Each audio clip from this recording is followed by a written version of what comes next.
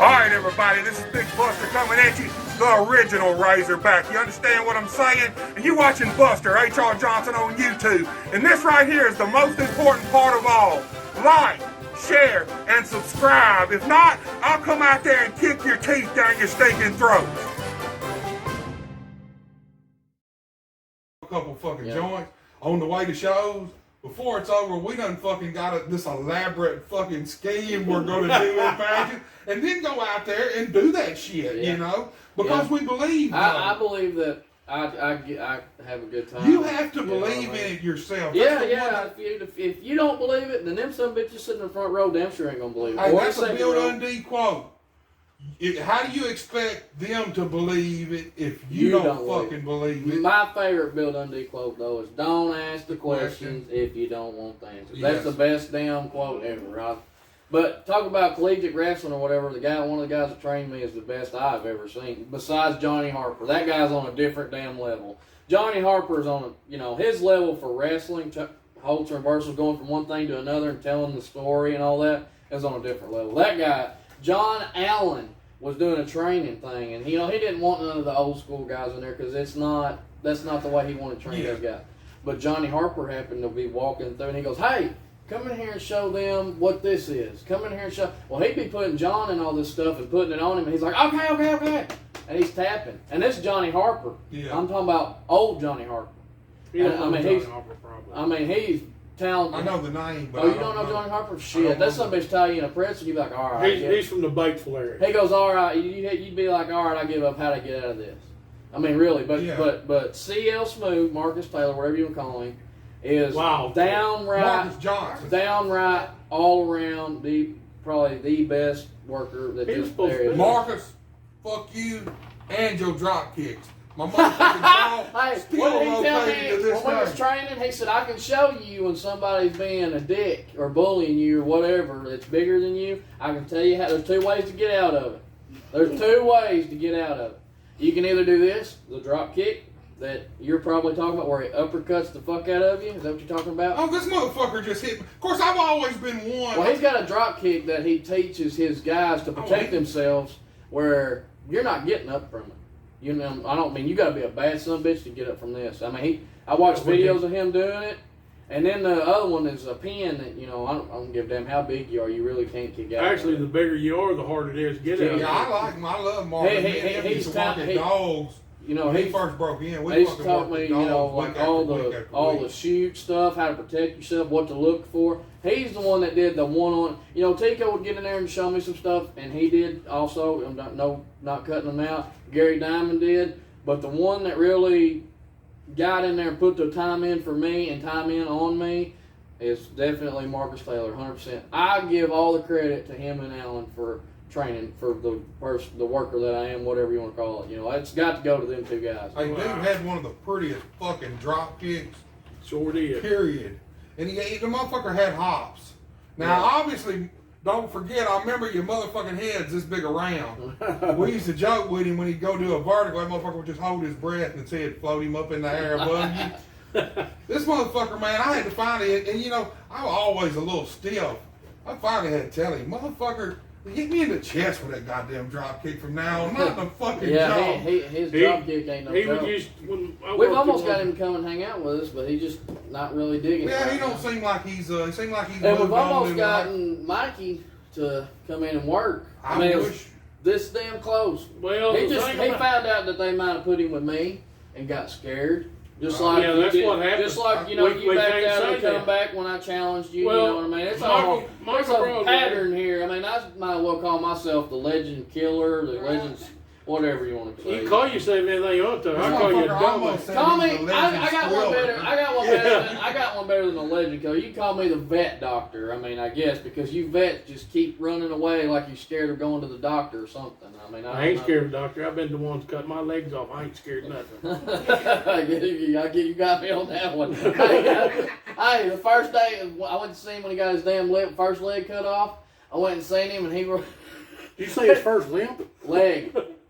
First leg cut off. Oh. He's laying there, he's like, gosh, damn, my leg is killing me. but my foot don't hurt. And he's like, them some bitches got it hid in the basement. They won't tell me where it is. I'd like to go see it. And I was like, you know that you don't get. He said, I wish they'd let me take that son of a bitch home. He said, it'd be a great Halloween decoration or something. Well, my dog would drag around the yard. Big great. Let me ask you something. Okay, now I got a buddy. Like I growed up with. He's got one missing leg. Oh my God. But do you have, when it first happened, or even today, do you still get Phantom pain. the phantom pain? Well, I'm lucky, knock on wood, God's been good to me. I've not had pain.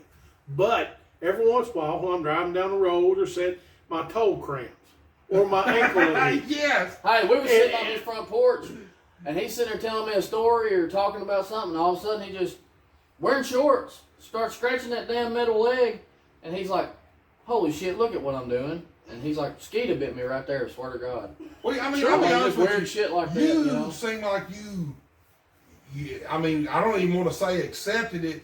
Seem like you just fucking Oh, he told moved him. right on with fucking Well, he life told him to past do it. Look, He told that's him to do it. because I had an ulcer on the bottom of my foot, and they worked on it for a year. Almost got it healed. Then I got an infection in the bone. So I looked like Festus for a long time. I mean, I would limp bad, and it hurt constantly. And they said either we cut it off here, try antibiotics, and if that don't work, we have to cut it above your knee. And I knew I didn't want that. Yeah. So I said cut it off. So when I went to surgery, I knew when I come out what the results going to be. Okay. So I actually accepted it since then. Plus, when you're at Walmart and kids walk by and stare at you, just tell them not to get a pet alligator and not feed it. Damn. Hey, Derek King's son scared to death of his leg, of his, he wore shorts. And Derek King's son's No, it was bouncing. pants like this.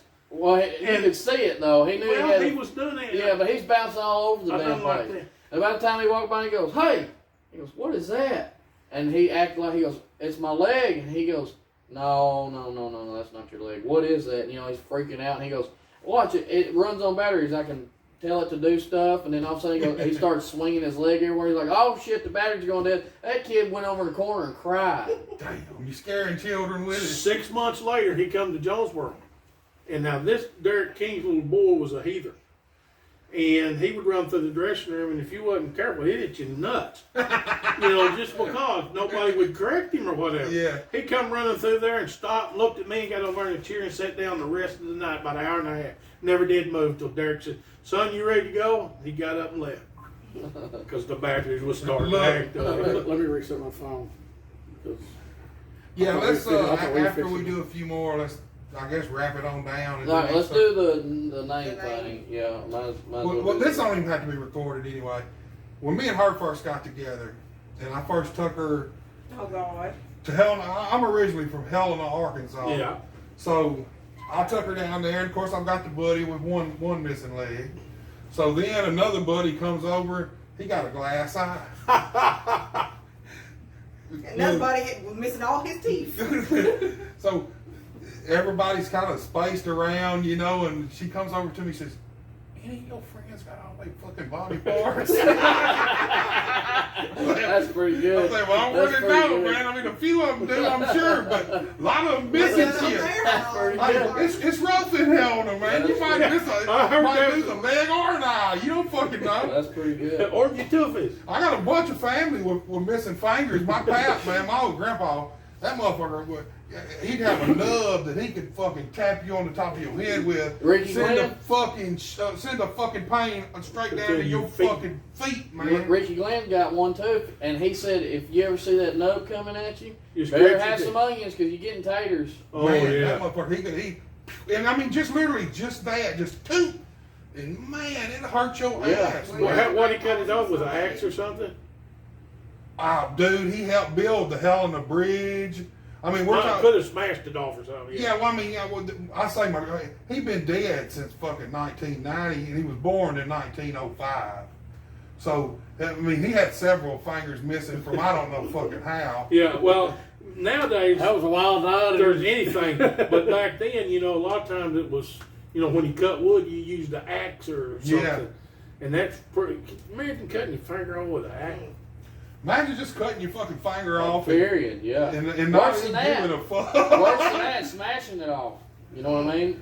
I'd rather cut the son bitch off and smash it off. Yes, I have seen people I have too. smash their shit I have completely seen- where they had to go on and go to the hospital and they had to go and just cut what Hey, was my Yes. stepbrother lost Yes. all three of these Yes. fingers. and Somebody, lost one day I worked on the three of his pipeline and hands they were picking up a Lost all damn three of them. 40-foot piece of pipe. I mean, it's 70 pounds a foot on a 40-foot Yeah. piece, or, you know, and he tightened it, went to pick it, you know, using a backhoe or a track hoe.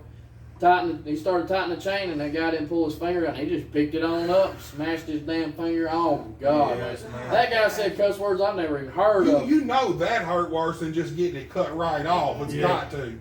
Man. Got to. I don't know, getting my legs cut off was pretty cool. Propofol.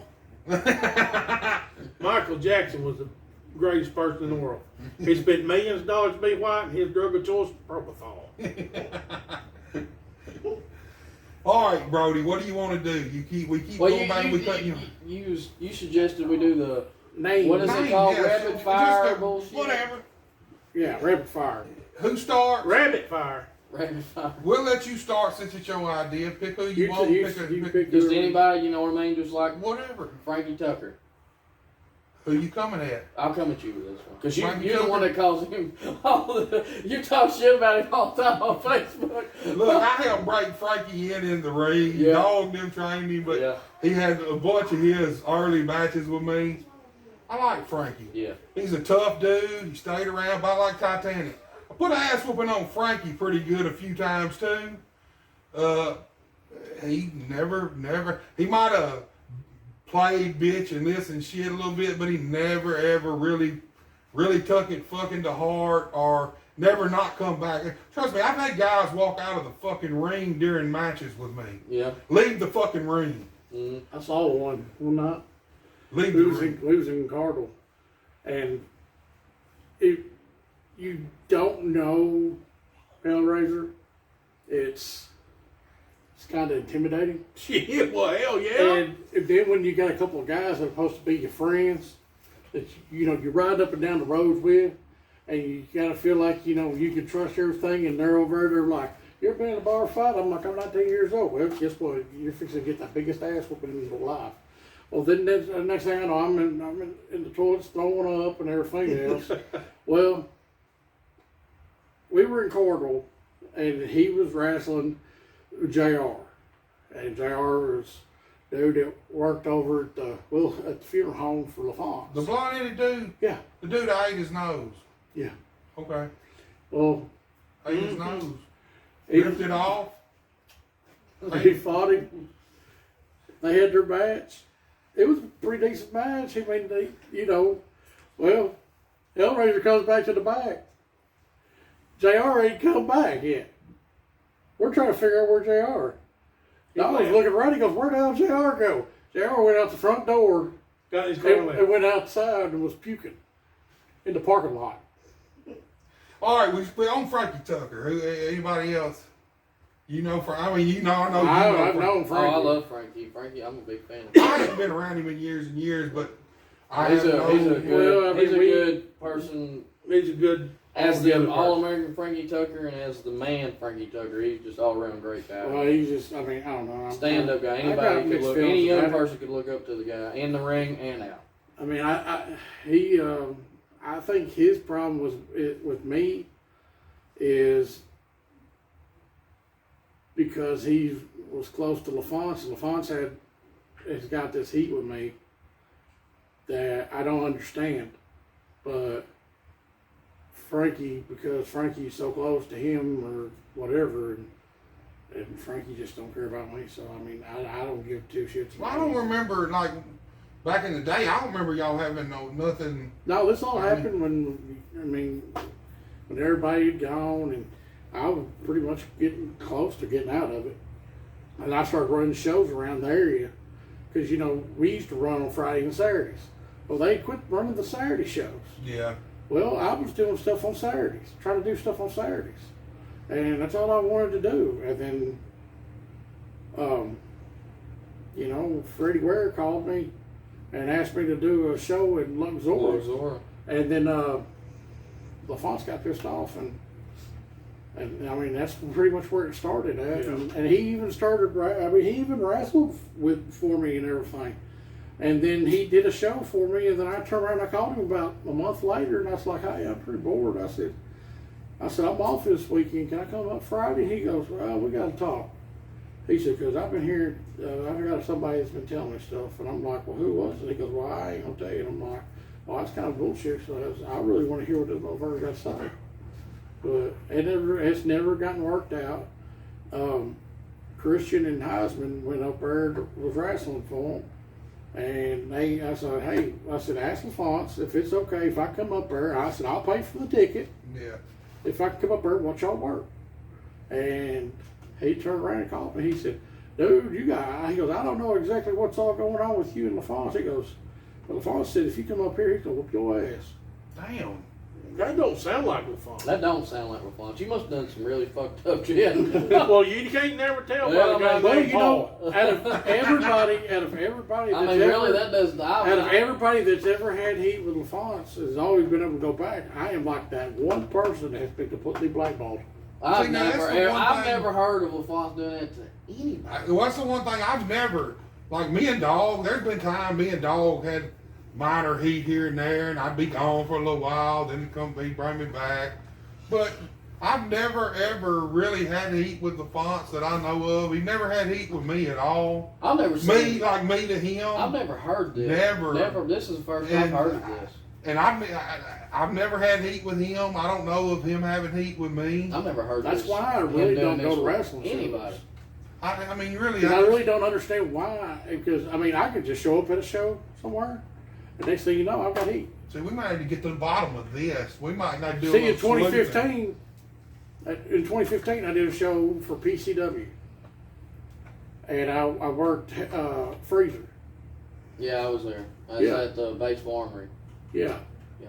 And it was like, I don't know, it was just kind of an off night for everybody. I believe I worked Josh Cross and Serpent. Now you do have all fucking. I mean, it was like an off night for everybody. For everybody, And somebody I mean, you came have- up to me and was like, "Oh man, y'all two had the match of the night." Well, then I get to Jonesboro at McDonald's on a new McDonald's there on Red Wolf. Somebody gets on fucking Facebook and just kind of just like, throws a dagger at me and just kind of busts my bubble there. Some piece of shit. You? Oh, I know what he's talking about. I know what he's Me? talking about. Not me. Because we didn't have gear. Oh shit! Let's Yeah, break And this I fucking didn't, fucking and I haven't, tape. and I haven't wrestled in 6 years. Let me tell you Oh, something. yeah, If there's yeah. anything that son of a bitch with no legs sitting next to you believes in, is you don't need to be in the ring unless you got fucking boots. I don't. Or dude. wrestling gear in general. When I broke in, Yes, when I trained, I had to. The And I'll day tell that you- I I'll tell trained you in what his my damn boots living in. room, I had to have In boots before 2012, I done. left this girl. No, actually, it was in 2013. Left this girl I was with. And she turned around and she burned all my shit. oh my god, I've been pissed like hell. I ended up selling my And the fucking bad boots thing like a is- fucking dumbass. Well, the Knowing thing is, better those when I boots- did it, man. It's the one thing And I told all you not veterans to do always it. tell you: don't get ready Who to you fucking sell? get. That's kind of like your boxing gloves. Pedro ended up buying my blue and black pair, and then he sold them. I sold my red and black pair to Ron. In 2009, my wife was pregnant with my first kid, my daughter, and so we were going tossed around making a comeback. We actually wrestled some matches, and just I had my mind, your first kid and stuff. My mind was not with it. I just was other places. And so I decided, well, fuck, I'm going to When do did something you? else. This is a good question. I just now thought about this. When did you decide to cut the mullet off? God damn, I'll be honest with you, it was fucking 1999. New Bern. So we're doing KAW and we're starting to draw now. This is right before Memphis Championship Wrestling, before the WWF came in. And we're starting to draw everywhere we go. When I first started working there, man, there was nights after nights. We worked in front of 5, 10, 15 fucking people. But they were also still playing the music during the matches. Al Hall, Alki, the referee, was not. There were no rules. No rules. He just stand there drinking while He'd you're take doing a whatever. 6-pack of beer at the ring in the first match. He'd drink one. And first of all, the music for the first fucking thing, the bumps. are the soundtrack to pro wrestling. Yes. You don't need fucking music over that because that's what people come to hear and see. All right. So we kept every time we come back, man, we gotta get rid of this fucking music. Well, Golden would be like, man, we're not getting heat, not getting crowd reaction. Well, the music for one thing is at first it was cool. When they first come on and did it, it was brand new. They stole it from ECW. And it worked for probably 5 or 6 months for them, you know. It was hot. But as the promotion went on and more time went by, and you're starting to go to these places repeatedly, well, these people are starting to get sick. The wrestling fans are sick of this I want to fucking hear music. that. I want to hear that pop. Boom. I want to hear the match. That's the soundtrack. That's all the music you need in a pro wrestling match. So we got rid of the music.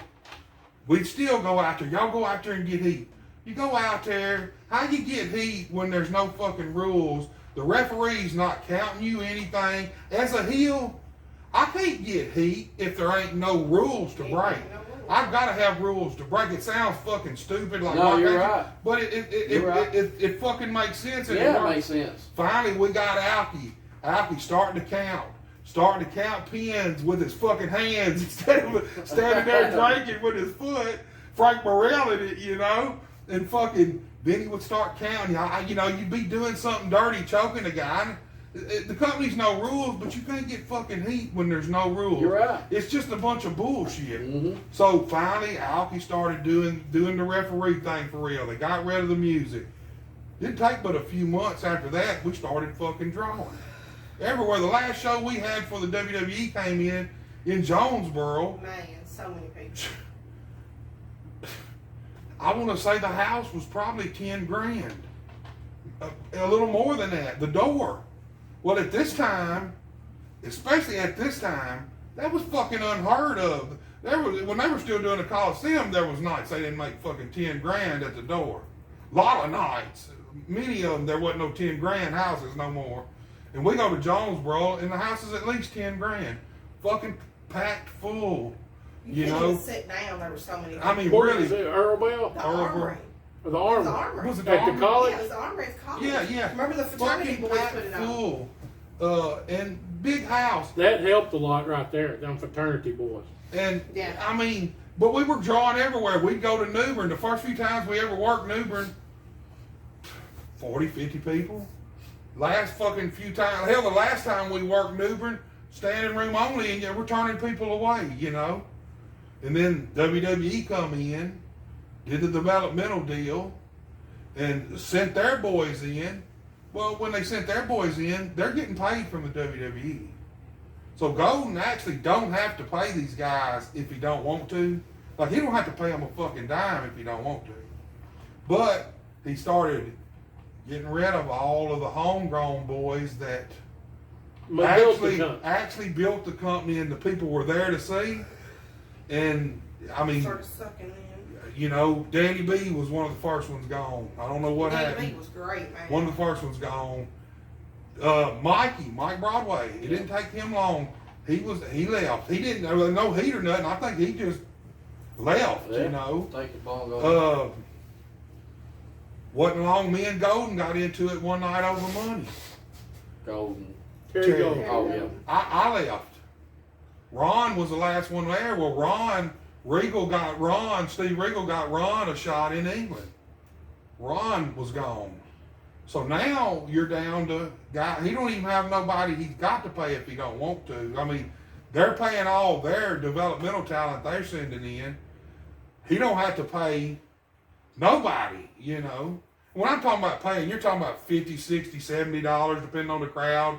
Maybe $100 a night if you were lucky, if the crowd was right. For us, mainly $50 nights was your standard. And if we did a real good, real big show crowd, you might get more. But, I mean, you know, all the boys that built that thing and were drawing crowds before the WWE came in, and we were doing good the first 6 months of Memphis Championship Wrestling, 6, 7 months. I mean, brought them right in. You had all us homegrown boys still working with them. We were drawing fucking crowds everywhere. Hey, y'all were the ones that got K Crush to start rapping. I'm the one that told. Well, he was already He was rapping, rapping, but we went to do a. K Quick? Yeah, we went to do a thing on K97. That's our truth. Yeah, we went to do a thing on K97 Crush here. over in Memphis, build up a show. So they sent me and Ron, and Golden thought it would be a cool idea for us, being mullets, being 80s glam rock dudes, you know. Well, let's put you on the black radio station with the rap and stuff. And so we get there at the fucking, I don't remember what it was, some kind of car thing. Car dealership. Some kind of car dealership or something that they sponsored. That sponsored the wrestling.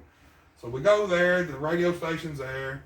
Me and Ron, we're fucking, I'm doing what I do. I'm doing the mullet thing. I'm talking about Poison and Bon Jovi and what the fuck are we listening to? Yeah. So K Crush is there, and we go in the car place and kind of all get together and bullshit and see, kind of get a game plan of what the fuck we're doing, you know. And he's like, what do we do out here? And I finally told him, I said, shit, do your rap thing. This is the fucking biggest black radio station in Memphis. I said, goddamn, it don't make no sense for you not to go out here and do your rap thing. I said, fuck, you don't never know. Someone liable to see this shit, and if the wrestling thing don't work out, you liable to get an offer to do something else. Because the shit was good. It wasn't like it was some bullshit stuff. He was actually good at it. He was good at the rap thing. He's like, you think so? And I'm like, yeah, I would if I was you. He went out there and done his rap live on K97. Shit, before it was over, me and Ron chased him off because we were baby faces. He was the heel. I don't remember how it all went down, but we're going back and forth out with the DJ out, and they never draw a crowd at none of these things. Never. There was ones, you can go back and watch some of the footage if you can find it, where they would have these things, and there might be 4 or 5 fucking people there, like people, real people, not wrestling people. Shit, we're right on the corner on a busy street in Memphis, and it didn't take us fucking 5 minutes on the radio station. People were fucking stopping in the parking lot and starting to jam up traffic. It wasn't long. There was 50, 60 people parked, getting out of their shit, watching this shit go on, just listening to it, because they don't know nothing's going to happen. You know, we're white dudes talking about rock and roll music to the black DJ, you know, and he's playing fucking awesome, played right along with it, you know. And then here comes K Crush doing his heel thing, and before it was over, he did his rap. I want to say maybe he attacked Hollywood. I think so. Maybe he grabbed a hold of Hollywood. Him and Hollywood had a little thing going, and he got on Hollywood while me and Ron was over here doing something. I mean, we're there together, but we're separate. Attention is diverted, and then all of a sudden we look over and he's got Hollywood, and me and Ron go after K Crush. We get him, and he gets away from us and hauls ass to his car, jumps in his car. We chase him to his car. He can't get the fuck out because now the parking lot's so fucking full, you know. So he's trying to get out, beeping his horn, and people are half-ass moving, and we're trying to look like that we're fucking trying to get him, but not trying to get him fucking because we could get him if we wanted him, you know. It's good shit, man. And the question was, what happened to your mullet? That Yeah. was Damn, how did I go from there? I don't know. You went way on. Everybody's 1998, which I show up in, I've had this fucking mullet since 42. I remember when you growed it. 1985. Oh shit, no, I've had this mullet since 1942. I remember when you growed it. I had a fucking 1985. mullet in kindergarten. So I've had this mullet my whole fucking life since I was roughly 5, 6 years old. Around 79. And shit, 1998, I just was done with it, you know. I was just, you know how shit is. Sometimes even just something as simple as a haircut changes your outlook, changes whatever. And I was just done with it. So I cut it. We show up in New Bern one night, Golden fucking looks. I mean, I didn't think about it, which if I would have thought about it, I would have not cut it, and we would have done an angle and had somebody cut it, lose a match, whatever, had done it on TV. Golden looks at me and said, what the fuck did you do to her? I'm like, what, man? Because it's still not registering in my head what's going through his head, you know? I'm like, what the fuck are you talking about? Do you not like it? What is it? Is it fucking bad? He said, no, but you could have fucking saved it or told us and we'd have done it on TV, and it hit me. I thought, God damn, you fucking right. I sure should have done that. Yeah, Just when I was cut it, ready- man. I just cut it. When I was you know? ready to start shaving my head, dog was real quick. Yeah, we'll do a hair, man. And look, but that was right before the mullet gimmick came along. Yeah. We were still Ruthless Ron and the Hellraiser, and I go from long hair to no hair. For one thing, I was sick of it. You wear this bitch. It's way off on the dates because it was like in 2000.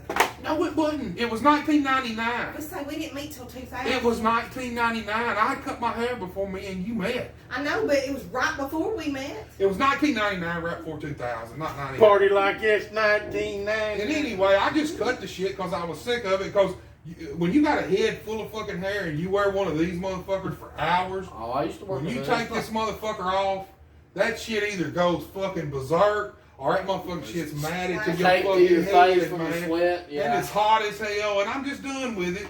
But I sure wish I would have fucking saved it because I sure could have got some good TV time. That's what I'm That's what thinking. we should-